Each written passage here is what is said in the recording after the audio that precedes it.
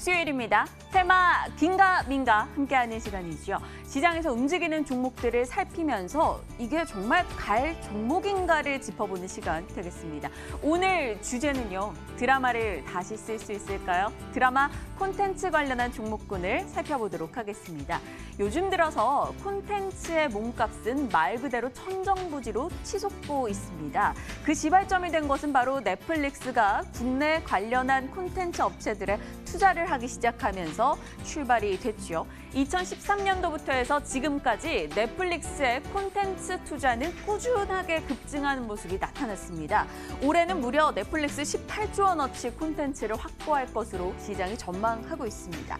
디즈니 플러스 그리고 오늘 이슈가 전해졌던 애플 TV까지 이런 OTT 업체들이 점차 늘어나면서 그들의 경쟁은 치열하게 될지언정 콘텐츠 확보를 위한 경쟁 속에 콘텐츠 업체들의 몸값은 더 뛰어갈 수밖에 없습니다.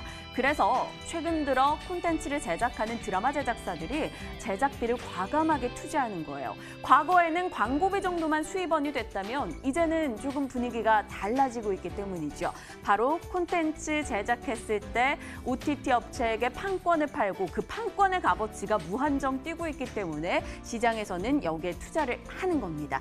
대표적인 게 바로 아스달입니다. 일단 500억 원이 넘어가는 시즌 1 제작비, 이에 대한 기대가 실망으로 바뀌었고 스튜디오 드래곤이 주가 하락을 겪었었죠. 그런데 그럼에도 불구하고 크게 걱정하지 않았던 스튜디오 드래곤, 그 이유는 무엇일까요? 바로 넷플릭스의 선판매에서 300억 원 챙겼고 광고 플러스 각종 PPL, 여기에 캐릭터를 활용한 여러 가지 사업군을 놓고 봤을 때 지금 이미 수익이 1,000억 원에 넘어섰을 것이다 라고 시장에선 관측하고 있습니다. 손익분기점을 진작에 돌파를 했다라는 거죠. 그렇기 때문에 새롭게 시작되는 아스달 시즌에 대해서는 이제부터 돈이 따박따박 들어올 것이라 관심도가 올라간다라고 시장은 이야기를 하고 있습니다. 자, 그럼 지금 이 시점에서 수많은 콘텐츠 관련한 기업들 중에 어떤 기업이 보물이 될 것인가 많이들 궁금해하고 있습니다. 첫 번째로는 스튜디오 드래곤, 가장 강한 후보자로 꼽히고 있죠. 200명에 달하는 크리에이터 군단을 확보하고 있습니다. 텐트폴 작품, 우리 다 아시지 않습니까? 호텔 델루나, 도깨비, 굿와이프, 재밌다 했던 드라마는 거의 다 스튜디오 드래곤이 만들었습니다. 이 설립 4년 차에 매출 5천억 원까지 가시권에 들어와 있고요. 여기에다가 올해 아스달 쇼크로 많이 빠졌기 때문에 하락했었다라는 매력까지 더해져 있는 상황입니다. 첫 번째 후보군이었고요. 두 번째는 누굴까요? 바로 제이콘텐트리가 되겠습니다. 빠르게 2인자의 추격이 시작되고 있는데요. 필름몬스터 인수로 몸집이 업그레이드되고 있고 비지상파로 최고 시청률을 기록했던 것 바로 스카이캐슬입니다. 여러분 기억하실 거예요. 그리고 보좌관 역시나 넷플릭스의 판권을 판매하면서 보좌관도 시즌제로 진행이 되기 때문에 앞으로 추가 상승 충분히 가능하다는 기대가 나오고 있습니다. 이 두 기업을 제외하고서라도 펜엔터를 비롯해서 초록뱀이라던가 사마네트웍스 여러 가지 기업들에 대한 관심도가 올라가고 있습니다. 그들이 가지고 있는 드라마 라인업, 과연 어떤 종목들이 보물이 될 수 있을 것인가 점검이 필요할 것 같습니다. 자, 오늘 테마 긴가민가 콘텐츠 드라마 관련주에 대해서 집중적으로 파헤쳐 보시죠.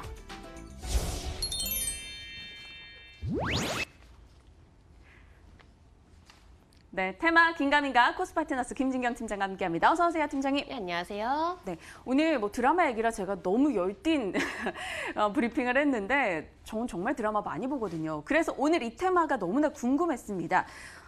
드라마 많이 보고 드라마 인기도 많고 한데 그동안 콘텐츠주가 주목받지 못했던 올해가 너무 답답했었어요. 이 섹터 이제 좀 나아지는 걸까요? 네, 저도 드라마를 좀 워낙에 좋아하는지라 좀 올해 콘텐츠주들의 부진이 네. 좀 아쉬울 따름이었습니다. 일단 콘텐츠주들이 좀 부진했던 이유들을 좀 살펴보면은, 그러니까 희한하게 오히려 유독 좀 부진한 모습 보여왔었는데요. 몇 년 동안 콘텐츠주의 좀 대세를 좀 이루기도 했었지만은 올해가 유독 좀 힘들었던 한 해였던 것 같습니다. 물론 시장의 영향도 있겠지만은 예상과 다르게 대작 드라마가 흥행이 조금 부진하다 보니까는 이로 인한 좀 영향들이 크게 작용을 하지 않았나라고 생각을 하고 있는데요. 콘텐츠 이제 회사들의 특성상 드라마라든지 영화 제작에 따른 그런 수익성이 가장 큰 비중을 또 얻기 때문에 이런 부분들의 좀 기대감이 굉장히 좀 줄어들지 않았나라고 생각을 들고 있습니다. 물론 콘텐츠 관련주 워낙에 큰 폭으로 좀 하락했기 때문에 물론 최근에 기술적인 반등이 좀 나오고는 있습니다. 다만 이런 분위기가 기대감으로 인한 반등이냐 아니면 단순히 어떤 좀 기술적인 흐름으로 인한 반등이냐 이런 부분들이 가장 중요하게 작용이 되고 있는 시점인 것 같은데요. 콘텐츠 관련주들의 경우는 지금부터는 아직 단기적으로 본다면은 어떤 좀 기술적인 흐름이 좀 가장 크게 작용했다라고 좀 보셔야 되실 것 같습니다. 다만 콘텐츠 관련주도 앞으로가 가장 중요할 것 같은데요. 사실 우리나라 안에서만 지금 한정이 되어 있는 것이 아니라 오히려 해외 수출 비중이 계속적으로 좀 높아지고 있기 때문에 이런 해외 매출적인 부분에서 얼마만큼 성과가 이루어지느냐에 따라서 또다시 달라질 것으로 판단됩니다. 지금 가장 중요한 시장이 또 중국이 될 것 같은데 아직까지 중국의 경우는 좀 오랫동안의 규제에 대해서 좀 완화적인 부분들이 나타나주고 있지 않기 때문에 올해까지는 아무래도 중국적인 부분에서 좀 우려감도 충분히 나올 가능성도 있다라고 보셔야 되실 것 같은데요. 다만 내년도에는 또 중국이 어떻게 또 다른 방향으로 흘러갈지 여부에 따라서 다시 콘텐츠 관련주들의 기대감이 반영이 될 수가 있기 때문에 이런 부분들의 경우는 조금 더 넓게 확대를 해보시면 좋으실 것 같습니다. 다만 뭐 중국에서 또 의지를 하고 있는 게 아니죠. 또 요즘은 넷플릭스 등과 같이 좀 여러 가지 플랫폼들을 다양하게 또 활용하고 있기 때문에 이런 부분 안에서도 충분히 기대를 할 만한 요소들은 남아 있는 것 같습니다. 그러니까 워낙에 또 새로운 성장 동력을 또 발굴해 나가고 있는 상황이고요. 이렇게 콘텐츠라든지 좀 여러 가지 이렇게 좀 새로운 성장 동력을 마련해 나가고 있는 과정이기 때문에 오히려 지금 당장 단기적인 관점보다는 조금 더 중장기적인 관점을 통해서 앞으로의 얼마만큼 성과를 이뤄낼 수 있는지 여부에 따라서 주가의 방향성이 다시금 달라질 가능성이 있다는 점 염두를 해두시고 조금은 좀 장기적인 관점으로 앞으로의 성장성을 좀 바라보시면 좋으실 것 같습니다. 대표적인 뭐 대장주들 저희가 꼽잖아요. 앞서 뭐 스튜디오 드래곤이나 제이 콘텐츠리 같은 이런 대장주 위주로 골라야 될까요? 아니면 뭐 펜앤터도 보니까 넷플릭스 판권 판다, 뭐 라인업 확대한다 여러 가지 나오고 있는데 조금 소외됐었던 종목인데 최근에 시세 좋은 이쪽으로 가야 될까요? 네, 콘텐츠 관련주로 제가 좀 여러 가지 많이 종목들을 살펴봤는데요. 네. 지금 가장 중요한 것은 이런 분위기에 휩쓸리는 것보다도 개별 모멘텀을 얼마만큼 좀 확보를 했는지 여부 그런 부분들이 가장 중요하게 작용이 될 것 같습니다. 사실 콘텐츠 기업들의 경우는 드라마라든지 좀 영화에 따라서 워낙에 기대감이 또 천차만별로 달라지는 거기 때문에 충분한 개별 모멘텀을 가지고 있어야 된다라고 봐주시면 되실 것 같은데요. 요즘 관련주들이 워낙 급하게 좀 대다수 비슷하게 좀 하락하긴 했지만은 또 얼마만큼 성과를 이뤄내느냐에 따라서 반등이 나오는 속도는 굉장히 달라지지 않을까라고 판단을 하고 있습니다. 특히나 일단은 뭐 가장 주목이 되고 있는 뭐 드라마라든지 영화라든지 또 하반기에 또 대작들이 또 예정이 되어 있기 때문에 이러한 부분들을 또 어떻게 주가의 기대감으로 반영이 되느냐에 따라서 달라질 수 있다라는 점 확인을 해보시면 좋으실 것 같고요. 콘텐츠 관련주들의 그 기대감이 가장 중요하다는 점을 가장 큰 예로 들어보면은 그 상반기 아스달 연대기가 워낙 큰 제작비를 투입을 했지만은 결국은 흥행이 좀 실패를 하면서 관련주들이 또 주가가 부진한 모습 보였습니다. 이를 통해서 콘텐츠 관련주들은 이렇게 좀 소식에 따라서 민감하게 반응하기 때문에 이런 부분들은 꼭 한번 참고를 해주시면 좋으실 것 같고요. 언제든지 또 흥행 여부에 따라서 기대감이라든지 또 우려감이 달라질 수가 있기 때문에 이런 개별 모멘텀적인 부분을 꼭 한번 확인을 하고 짚고 넘어가시면 좀 더 나으실 것 같습니다. 드라마를 좋아하시고 드라마 관련한 기업들을 많이 찾아봤더니 라는 코멘트를 해주셨습니다. 그렇다면 어떤 종목으로 김진경 팀장님께서 탑픽을 꼽으셨을지 상당히 궁금해지네요. 지금부터 종목 이야기 이어가도록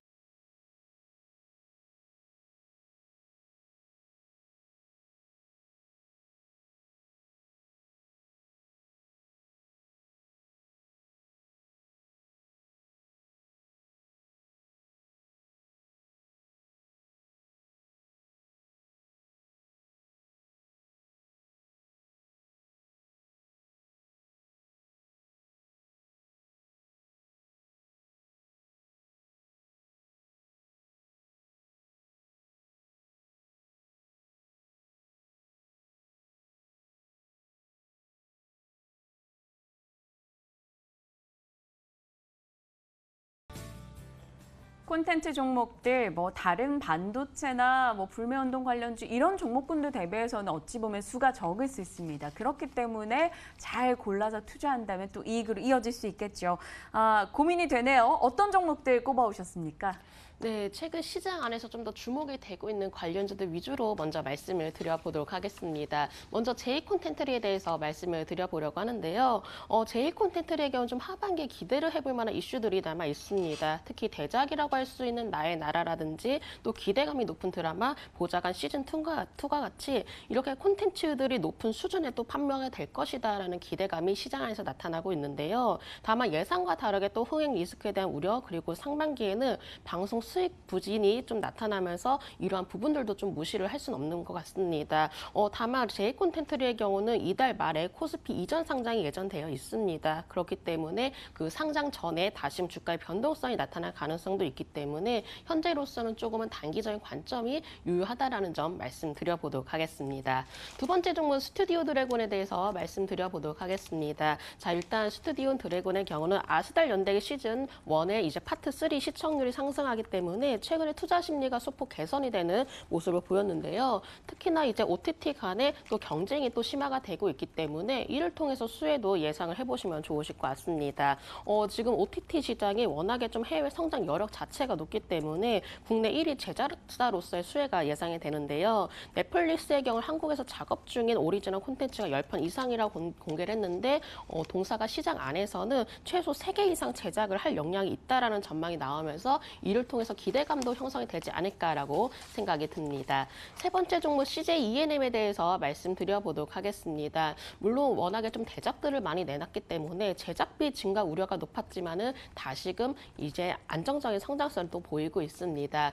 최근에 종영이 된 드라마 호텔 델루나의 시청률이 양호한 성장을 기록하면서 이에 따른 수익이 또 기대가 되고 있는데요. 상반기에는 좀 업종 자체가 좀 부진했었고 또 스튜디오 드래곤 지분 매각 지연에 따른 불안감 등이 이미 반영이 되었기 때문에 이제부터 하반기에는 드라마라든지 또 음악 부분에 성장세가 나타나면서 하반기에는 좀 더 추가적으로 양호한 실적을 기록하지 않을까라고 예상이 됩니다. 시장에서 이 주목하고 있는 종목군에 대해서 쭉쭉 이야기해 주셨는데요. 사실 저희가 지금 궁금한 건 시장에서 이런 종목이 있다 넘어서서 김진경 팀장의 종목은 무엇인가입니다. 탑픽 어떤 거 꼽으셨어요? 저는 스튜디오 드래곤으로 감히 한번 점쳐볼게요. 아닌가요? 네, 아닙니다.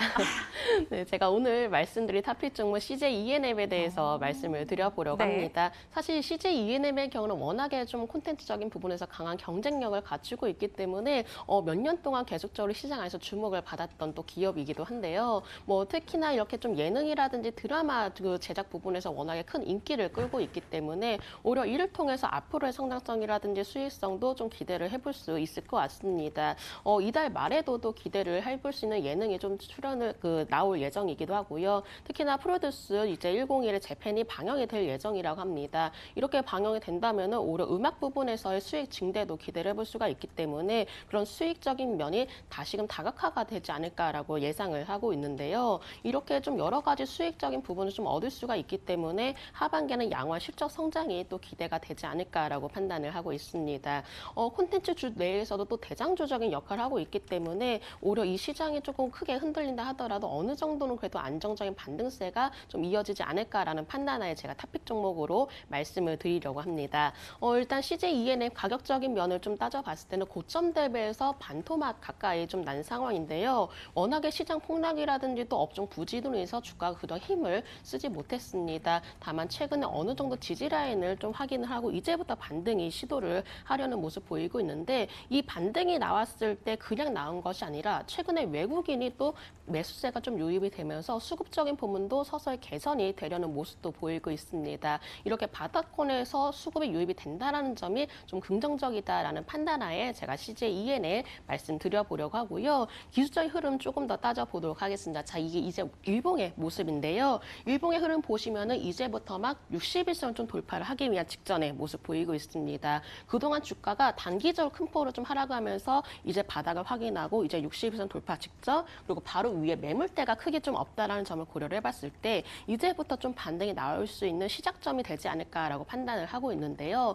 전체적인 면을 봤을 때 주봉의 흐름도 보면서 말씀을 드려보도록 하겠습니다. 자, 주봉의 흐름 따져보도록 하겠습니다. 주봉의 흐름 좀 보시면은 어느 정도 이제 주가가 단기적으로 좀 하락을 한 다음에 일단 이번 주에 좀 양봉을 좀 그려 나가면서 이제는 10주선을 좀 돌파를 하려는 모습을 보여주고 있습니다. 주봉에서도 마찬가지로 이제 막 바닥을 탈출하려는 모습이기 때문에 낙폭과대되고 좀 저점 매수 공략을 원하시는 투자자분들에게는 좀 더 유리한 종목이 되지 않을까라고 판단되는데요. 다만 CJ ENM의 경우는 대형주입니다. 대형주이기 때문에 움직임이 조금은 둔할 수 있다라는 점, 그렇기 때문에 어느 정도는 좀 단기적인 관점보다는 중기적인 관점을 좀 가지신 투자자분들에게 적합한 종목이라는 점 다시금 말씀을 드려보도록 하겠습니다. 목표가의 경우는 제가 18만 원 선 말씀드려보도록 하겠고요. 손절가의 경우는 15만 8천 원 제시해 드리도록 하겠습니다. 오랜만에 CJ ENM에 대한 구체적인 투자 포인트를 저희가 전해드렸던 것 같아요. 김진경 팀장님께서 말씀을 해주셨으니까 많은 분들 관심주에 아마 지금 넣고 계실 것 같습니다. 추이 지켜보면서 저희 대응해 볼게요. 목표 주가 18만 원 이야기해 주셨습니다. CJ ENM 오늘 기억해 볼게요. 자, 오늘 테마긴가민가 코스파트너스 김진경 팀장님과 전략 챙겨봤습니다. 팀장님 감사합니다. 네, 감사합니다. 네, 어느덧 마칠 시간이 다 됐네요. 일단 명절 직전까지 기분 좋은 시장 흐름이 이어지고 있어서 그나마 다행입니다. 시장 공감대는 오늘 준비한 순서는 여기까지고요. 개인적인 소식이 하나 있습니다. 개인적인 사정으로 잠시 제가 휴직에 들어가게 돼서 다음 주부터는 시장 공감대는 더욱 강력해진 새 라인업으로 만나뵙게 될 텐데요. 저도 좀 쉬다가 더 좋은 모습으로 여러분께 찾아뵙도록 하겠습니다. 그동안 감사했습니다. 시청해주신 여러분 고맙습니다.